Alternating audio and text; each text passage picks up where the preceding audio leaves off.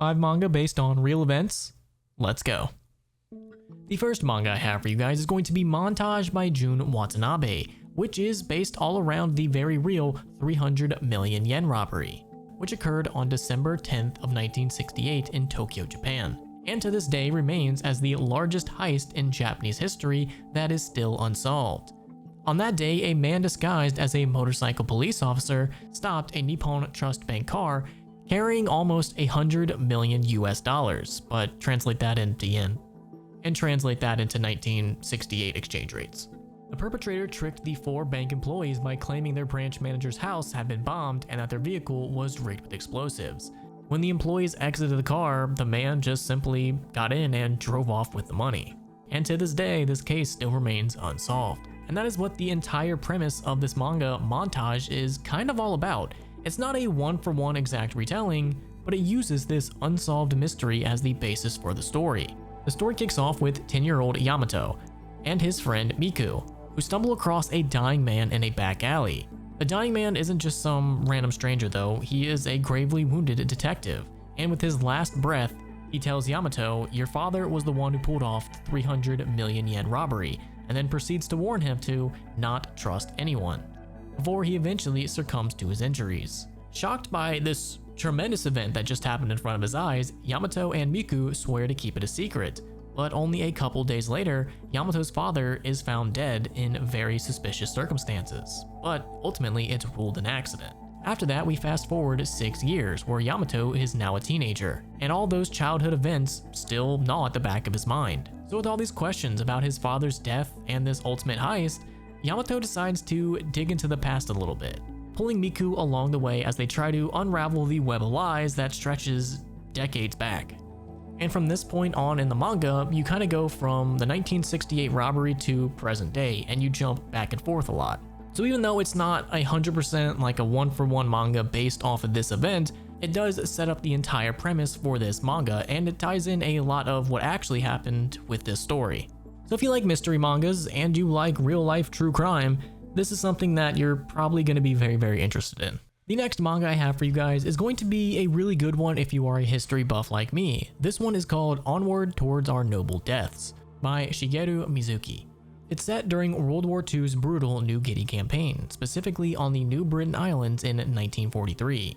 Mizuki was there himself, drafted into the Imperial Japanese Army at 21, where he would go on to lose his left arm and watch many of his fellow comrades die. The story drops us in Kokopo, New Britain in 1943, where we're with a ragtag Japanese infantry unit that's just made up of ordinary guys, stuck in a tropical hellhole where they're hungry, sick with malaria, and scraping by on a cup of rice a day, and foraging bananas and papayas just to survive. The war is not going Japan's way, and the Allies are very soon closing in. But the worst part, their officers are obsessed with quote-unquote noble deaths, banzai charges, all for the sake of honor. And from here on out, the manga unfolds like many other war diaries. Early on, it has this sort of dark humor to it, soldiers bickering back and forth, people dreaming of food and women and sharing what their ideal lives are going to be. But then the tone shifts rather quickly, when Lieutenant Colonel Tadokuro orders a suicide charge against a bigger and better allied armed force. With bayonets fixed, they charge straight into slaughter, and majority of them don't actually make it. With a handful of them meeting a very grisly end, some do survive. They limp back only to learn that their deaths were already reported as glorious. The higher-ups can't handle the shame of survivors, so they're ordered to charge again to die for real this time. And there's much more to this story, but I just want to give you guys a general overview. You really don't see too many stories about the opposing side, especially the Japanese side. As we all know, the Japanese majority were very, very evil during World War II. And it's actually pretty refreshing to get their point, to get their take on what exactly was happening, and not just Hollywood's take. It's nice to see what the individual soldiers were actually doing, and this manga is a very good read, if you can find it. It's very hard to find online, and if you really want to read it, you might just have to buckle down and actually buy it. But if you are a history buff, I guarantee you, you're definitely going to love it. From the Dust is another manga very similar to Montage that's loosely based off of very real events. This one is based off of the Tokyo gas attacks, aka the Tokyo subway sarin attack, which occurred on March 20th, 1995, when members of the Aum Shinrikyo cult released sarin, a deadly nerd gas, on 3 subway lines during rush hour in Tokyo, Japan. 5 cult members punctured bags of liquid sarin, allowing it to evaporate and spread. The attack would go on to kill 13 people and severely injure hundreds and thousands more, with many ending up dealing with lifelong effects. And this is what the manga From the Dust is basically based off of, tying in a bunch of real-life events around this attack to this manga. The manga starts off with our main character, Hajime, a laid-back undertaker in his 20s who's just trying to live a peaceful, quiet life. He's completely happy and content with his life, and even has a childhood friend, Katone, his childhood bestie who still calls him Oni-san ever since they were kids. But Katone's no ordinary friend. She's Japan's darling, a mega famous actress with a smile that anybody can immediately recognize. And they both do have a very difficult past. Both lost their parents to brutal, unsolved deaths years ago, leaving them with an unspoken bond. One day when Katone comes to visit Hajime, they go out on a nice little date. When at the end of it, she leaves Hajime with something that has him questioning himself, but he thinks nothing of it until the next day when out of nowhere, he wakes up and learns that Katone had bombed a crowded train station, killing hundreds, and has just disappeared. Hajime is just left destroyed, thinking that surely his childhood best friend couldn't be this evil. Unable to accept that Katone is as evil as everyone says, he starts chasing her shadow, piecing together why she would have done this. Looking into both their past and their parents' deaths, he ends up learning out that Katone has been tangled up with a cult called Beast. And from here on out, the story takes place very similar to Montage in both the past and present, slowly uncovering the mystery and figuring out all the players behind it. So if you are a huge fan of mysteries and true crimes, this is yet another one that I would definitely recommend. It's not a one-for-one retelling of the subway attacks, but you can definitely see where a lot of inspiration came from. So if this sounds like something that'll interest you, make sure to check it out. It's called From the Dust. So if you liked the anime like Erased, this is very similar to that, and I feel like if you like that one, you're definitely probably gonna like this one. The next manga is going to be a little bit different. This one is going to be an autobiography. The manga is going to be Yomawari Sensei, or The Night Patrol Teacher. Written by Osamu Mitsutani, a real high school teacher who spent 12 years patrolling the night, helping troubled teens lost to drugs, self-harm, and despair. The story centers around Mitsutani, or Yomawari Sensei, a teacher at a Yokohama night school.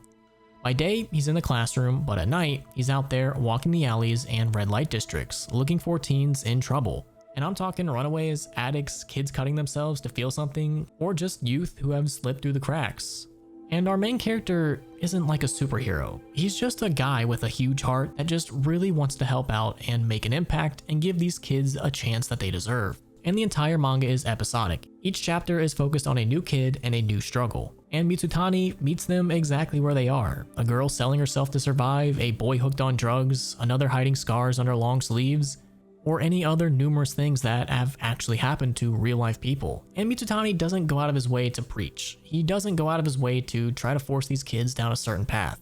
He just listens, offers a meal, and tries to help out in any way he can. And sometimes he wins, and sometimes he doesn't. Sometimes there is a happy ending, but sometimes there's not. And that's actually a really strong theme because that's just life sometimes. Things can work out, but sometimes they don't. Like I said earlier, our main character isn't a superhero. He's just a normal guy that can't save everyone, but he does his best. So if you want to read a really interesting manga about real experiences from real people, then this is definitely for you. But if this is something that might send you down a dark path, then maybe don't read it.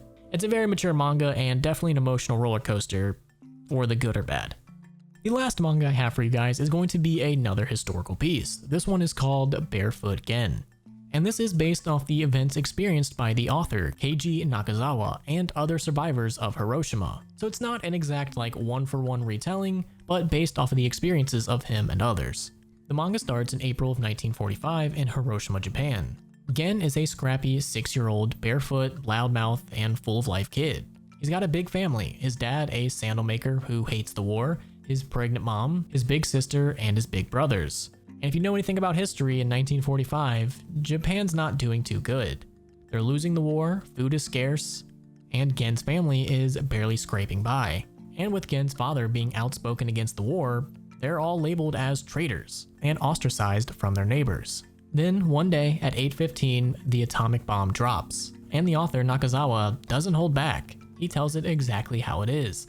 Buildings collapsing, people vaporizing, skin melting off of survivors. It's really brutal.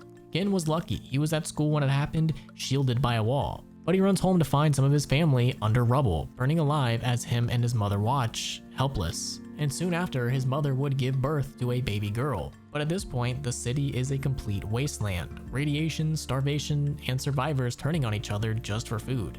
And the story does not stop there. It keeps going through after the bombings, even through the post-war years, telling about Gen's life and everything that he experienced. So this is another really good manga if you are a history buff. It's really nice to see the other side of things. We as Americans, well, if you are an American, we all know about the bombings and how they were kind of a necessary evil, but we really never get to learn about the people that were actually affected. And this is a really good way to learn about it.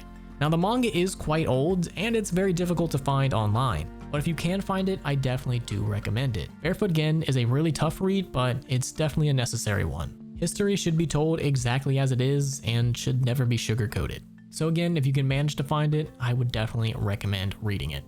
So that is going to be my 5 recommendations for manga based on real events. Now, surprisingly, there's not a lot of manga that are based on real events.